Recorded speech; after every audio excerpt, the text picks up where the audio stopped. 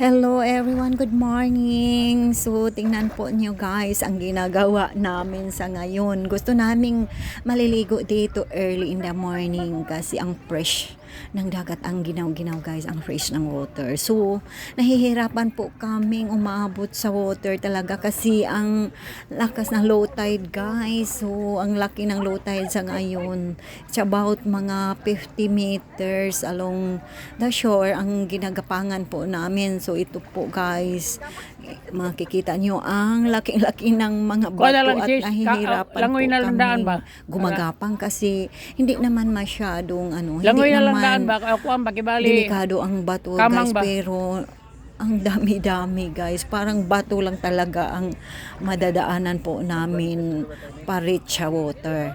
So ito guys, it's about 6 a.m. in the morning. So ayan, naliligo po kami. Si Habibi guys, 5 o'clock in the morning naliligo na. So kami ito na na sarapan pagtulog. So ayan, nalit po kami kay Habibi.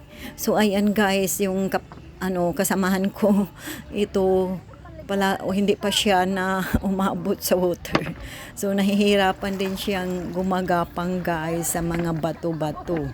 So ito guys, tingnan po nyo ang paligid ng shore. So ang dami ng bato. So hindi ito noon daw tinatanong namin sa caretaker po dito. Hindi ito ganun noon sa wala pang bagyong Odette. So pagkatapos sa bagyong Odette guys, ito ang nangyari, ang dami-dami na pong bato.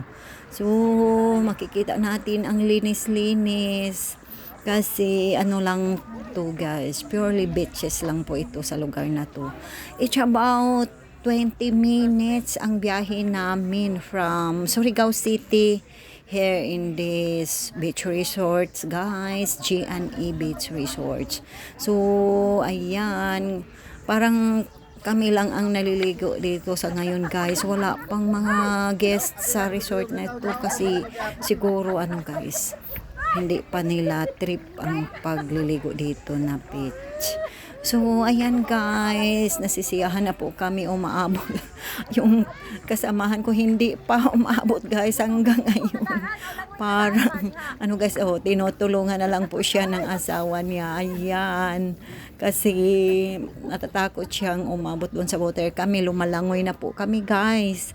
Ayan, so tinutulungan na lang po siya ng kanyang partner para maabot niya ang water. Kawawa naman tong kasamahan ko. So ayan, matatakutin sa mga bato-bato guys, pero wala namang corals guys, wala namang mga sharp materials dito sa bato.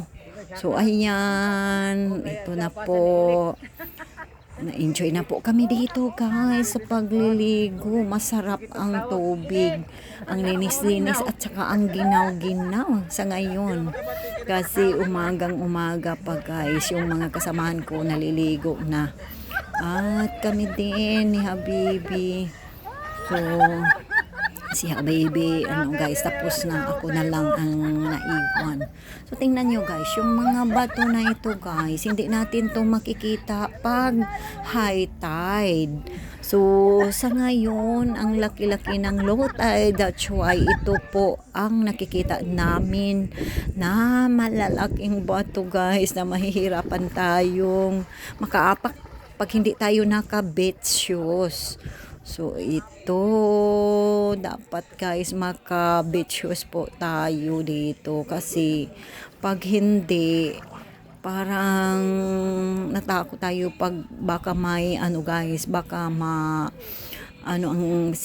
paa po natin.